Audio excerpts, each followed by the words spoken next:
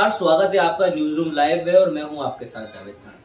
आज देश के बड़े मुद्दों पर बात करने के लिए हमारे एक्सपर्ट मौजूद है हमारे साथ। आज हम उनसे जानेंगे कि किस तरीके से देश में जो सियासत है वो अपने हथकंडे अपना रही है। कहीं ना कहीं किसी न किसी तरीके से देश के लोगों को गुमराह करने के लिए नए नए विवाद उजागर किए जा रहे हैं। कहीं ना कहीं इन विवादों के पीछे इन पॉलिटिकल पार्टी का ही हाथ है। अभी आपने देखा कि कर्नाटक के अंदर हिजाब का मामला चलने लगा, उसके बाद में अजान पे बाद मामला सामने आया। अब बात सामने आ रही है कि आगरा में जो ताजमहल है, जो देश की नाक है, देश की धरोहर है, उस पर कुछ लोग पूजा करने के मकसद से पहुंचे। आइए जानते हैं मामला क्या है, क्यों वो पूजा करने के लिए पहुंचे, उसके बाद क्या हुआ। इस मामले पर ज्यादा जानकारी के लिए रहीम हमसे जुड़ चुके हैं। रहीम, जिस प्रकार से चुनाव जब भी आते हैं कोई ना कोई मुद्दा साथ में लेकर आते हैं, पॉलिटिकल पार्टी को कोई ना कोई धार्मिक मुद्दा चाहिए। ऐसे में आगरा का जो ताजमहल है, जो देश की नाक मानी जाती है, वहां पर भी पूजा का मामला सामने आया, पूजा करने का। तो आप क्या कहना चाहोगे, क्या मामला है? बताना चाहूंगा, हिजाब विवाद जो कर्नाटक से शुरू हुआ उसका विरोध दर्ज करवाना चाहते थे विश्व हिंदू परिषद के कुछ कार्यकर्ता जी। विरोध प्रदर्शन करने के अलग अलग तरीके होते हैं। आप धरना प्रदर्शन कर सकते हैं, आप जुलूस निकाल सकते हैं, रैली निकाल सकते हैं, काले झंडे दिखा सकते हैं। इन सारे तरीकों को तर्क करते हुए विश्व हिंदू परिषद ने एक तरीका अपनाया। वो इस तरह से था कि उनकी इच्छा थी कि वो आगरा के ताजमहल में जाएंगे, भगवा पट्टा गले में डालकर और वहाँ हनुमान चालीसा का पाठ करेंगे बैठ करके जी। और जब उनसे पूछा जाएगा कि आप ऐसा क्यों कर रहे हैं, तो वो ये उन्हें बताएंगे कि जो हिजाब पर जो विवाद चल रहा है उसका विरोध ये इस तरीके से दर्ज करा रहे हैं जी। कि मतलब विश्व हिंदू परिषद की साफ तौर पे ये मांग है कि हिजाब को हिंदुस्तान में बैन किया जाना चाहिए। बताना चाहूंगा, हाईकोर्ट का अभी तक कोई फैसला इस पर नहीं आया है कि हिजाब को बैन करना चाहिए या नहीं करना चाहिए, लेकिन विश्व हिंदू परिषद ने मान लिया है कि हिजाब को बैन करवा देना चाहिए। तो उन्होंने ताजमहल पे ये तरीका जो अपनाया है और उसका सीधा सीधा असर जहां पड़ेगा, बताना चाहूंगा चुनाव पे इसका असर पड़ सकता है, क्योंकि उत्तर प्रदेश में चुनाव चल रहे हैं। अभी तीसरा चौथा चरण बाकी है, 7 चरणों का चुनाव है। तो विश्व हिंदू परिषद जानबूझकर ये दांव एक खेल रहा है, इसके माध्यम से ध्रुवीकरण की राजनीति होने के पूरे चांस हैं। अभी एक हाल ही में एक बीजेपी नेता का बयान सामने आया है। उन्होंने कहा है कि जो लोग योगी जी को वोट नहीं देंगे उनके लिए योगी जी ने बुलडोजर तैयार करवा रखे। मतलब उन एरियो को चिन्हित किया जाएगा जहां से योगी जी को वोट कम मिले हैं, फिर उन पर बुलडोजर चलाया जाएगा। इस तरह की सियासत पर आप क्या कहना चाहते हैं, क्या ये सही है? देखो, जब चुनाव पास आ जाते हैं तो राजनीतिक जो नेता जो होते हैं वो एक दूसरे पर कटाक्ष करते हैं, तंज करते हैं। जिस तरह से राघव चड्ढा ने नवजोत सिंह सिद्धू को कहा कि वो तो ड्रामा क्वीन है, उसी तरीके से ये एक तंज है, ये एक लाइन है, स्लोगन है। इसका इस्तेमाल यूपी चुनाव में किया जा रहा है कि योगी बुलडोजर चलाने के लिए तैयार है। एक्चुअल में ये जो स्लोगन है ये योगी का प्रचार कर रहा है कि अगर दोबारा से सत्ता में आ जाते हैं योगी तो वो बुलडोजर चलाने के लिए तैयार है। बुलडोजर किन पर चलाएंगे? जो अवैध काम कर रहे हैं। और बीजेपी के नजदीक जो अवैध काम करने वालों की सूची तैयार है, उसमें सभी मुस्लिम धर्म के लोग आ जाते हैं जी। पंजाब चुनाव में भी अभी सामने आया है कि अरविंद केजरीवाल को जो है कुमार विश्वास ने अपनी कविता के माध्यम से आतंकवादी कहा है कि ये खालिस्तान के प्रधानमंत्री जरूर बनेंगे। तो ये कहीं ना कहीं ये मामले सामने आ रहे हैं, आतंकवादी हो, भगवा हो, चुनाव में मुद्दा कुछ और ही सामने आ रहा है। पंजाब चुनाव में जो एग्जिट पोल लगातार सामने आ रहे हैं उसमें आम आदमी पार्टी की सरकार बनती हुई साफ तौर पे दिखाई दे रही है जी। अरविंद केजरीवाल के सपोर्ट में कुछ समय पहले ये आपके कवि कुमार विश्वास जी 2017 तक आम आदमी के पार्टी के साथ दिल्ली में चुनावी मैदान में उतरे हुए थे जी। आपसी विवाद की वजह से दोनों अलग हो गए। अब जब चुनाव में साफ आम आदमी पार्टी की सरकार बनती दिख रही है तो कुमार विश्वास जी से रहा नहीं जा रहा। तो उन्होंने कुछ पुराने वीडियोस, कुछ पुरानी बातों को वापस जिंदा करने की कोशिश की है। कल इस वीडियो पर राघव चड्ढा का जो तर्क आया वो इस तरह से था कि जो कवि कुमार विश्वास जी है ये सिर्फ और सिर्फ एक चाल के तहत एक विवाद के तहत आम आदमी पार्टी में फूट डालने की कोशिश कर रहे हैं और पंजाब में ध्रुवीकरण की राजनीति करना चाह रहे हैं जी। बिल्कुल, कहीं ना कहीं क्योंकि जो आम आदमी पार्टी का गठन हुआ था तो कुमार विश्वास ने भी उसमें बहुत बड़ा अहम रोल अदा किया था, लेकिन उसके बाद में उनको उम्मीद नहीं थी कि इतनी बड़ी पार्टी बनेगी। जब इतनी बड़ी पार्टी बन के उभर के आई है तो कहीं ना कहीं एक जलन एक दिल में है। और ये पहली बार नहीं हुआ कि कुमार विश्वास ने कटाक्ष किया हो, बल्कि वो हर कवि सम्मेलन में एक लाइन केजरीवाल के लिए छोड़ के जाते हैं। चाहे वो किसी न्यूज चैनल में शो करने आए हो, एक लाइन वो इनके ऊपर केजरीवाल जी के ऊपर छोड़ के जाते हैं। एक्चुअल में एक तंज है, इसके अलावा कुछ भी नहीं।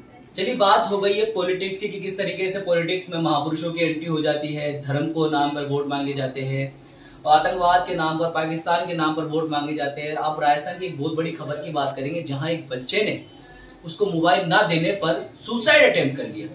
और इस खबर पर ज्यादा जानकारी के लिए कासिम हमसे जुड़ चुके हैं। कासिम, जिस तरीके से टेक्नोलॉजी हम पे हावी हो रही है, बच्चे इसका शिकार हो गए, बच्चे इस कदर इसका शिकार हो चुके हैं कि वो सुसाइड तक जैसी घटनाओं को अंजाम देने लगे हैं। तो क्या इसका क्या असर आगे बढ़ने वाला है और सरकार को क्या करना चाहिए इस समय?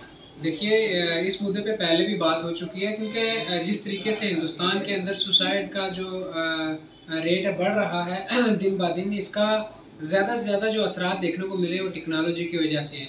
ऐसे ही कुछ घटना जुड़ी जो है जयपुर से है, जहां एक आदित्य नाम का एक लड़का है जिसकी जो है जिसका बर्थडे जो 13 फरवरी को जो है मनाया गया था, तो उसमें उसने अपने पापा से मोबाइल मांगा था गिफ्ट के तौर पर, तो पबजी खेलने के लिए, लेकिन उसको मोबाइल नहीं मिला। तो उसके बाद उसने अपने रूम में जाकर अपने जो है वालिदा की साड़ी से अपने गले में फंदा डालकर जो है आत्महत्या कर ली। तो इससे ये साफ जाहिर होता है कि कहीं ना कहीं जो एक एडिक्शन हो जाता है बच्चों को, छोटे बच्चों को मोबाइल की आदत जो लग जाती है, बाद में फिर वो उनके पास जो मरने के अलावा कोई और जो है रास्ता नहीं होता। तो ये इसको जो है अगर 13 फरवरी को इसका बर्थडे था, अगर इसको बताया जा रहा है कि जब इसको मोबाइल नहीं मिला उसके बाद ये थोड़ा सा इलग इलग मतलब कट कर रहता था, तो उसी वक्त माँ बाप को जो है जो इसकी प्रॉब्लम थी उसके बारे में सोचना चाहिए था और पूछना चाहिए था जो ऐसे उस पे हालात थे।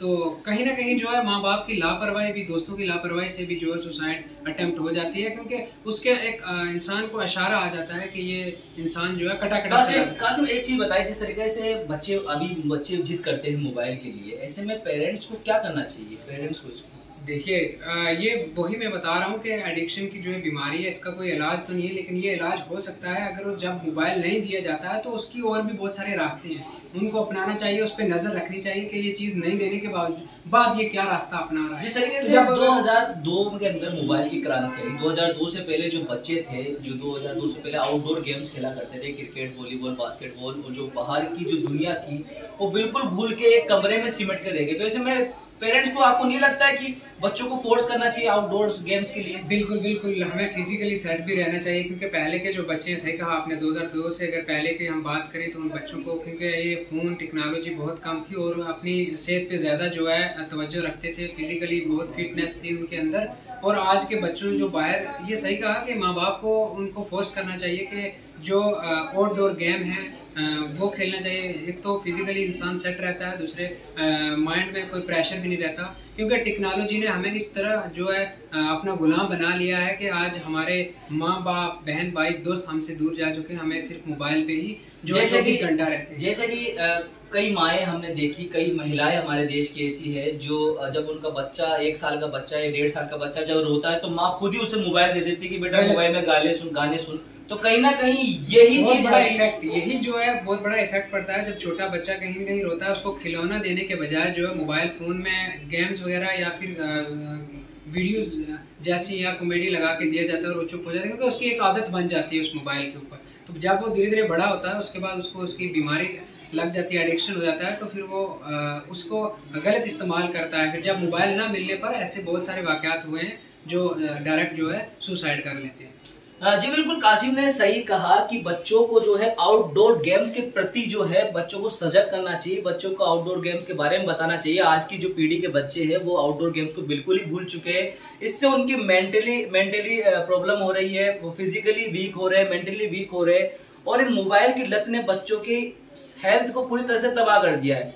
देखा जाए तो ऐसे इतनी छोटी उम्र का बच्चा अगर आत्महत्या जैसे फैसले ले लेता है, उसे अपनी जान की अहमियत पता नहीं, तो कहीं ना कहीं इसमें माँ बाप की भी गलती है, क्योंकि माँ बाप बच्चों को, जब छोटा बच्चा 1 से 1.5 या 2 साल के बच्चे की बात करें, उसे भी मोबाइल दे दिया जाता है अगर वो रो रहा है। ऐसे में उसकी आदत धीरे धीरे पड़ती रहती है। और वही दूसरी तरफ मैंने कई बार देखा है, जब बच्चा एक तरफ मोबाइल चला रहा होता है तो दूसरी तरफ माँ बाप भी मोबाइल चला रहे होते हैं, तो कहीं ना कहीं ये आदत बड़ों से ही सीखते हैं बच्चे। ऐसे में बड़ों को ध्यान रखना चाहिए कि अपने बच्चों को फिजिकली मेंटली स्ट्रॉन्ग किया जाए, उन्हें आउटडोर गेम्स के बारे में बताया जाए। ज्यादा से ज्यादा पेरेंट्स कोशिश करें कि बच्चों के सामने मोबाइल्स यूज ना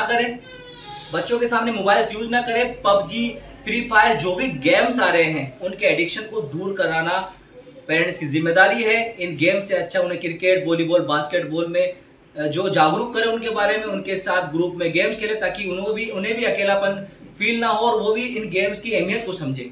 तो फिलहाल आज के न्यूज रूम लाइव में आज हमने बात की इन बड़े मुद्दों पर, कल हम फिर हाजिर होंगे न्यूज रूम लाइव में कुछ नए टॉपिक्स के साथ। तब तक के लिए मुझे दीजिए इजाजत। नमस्कार।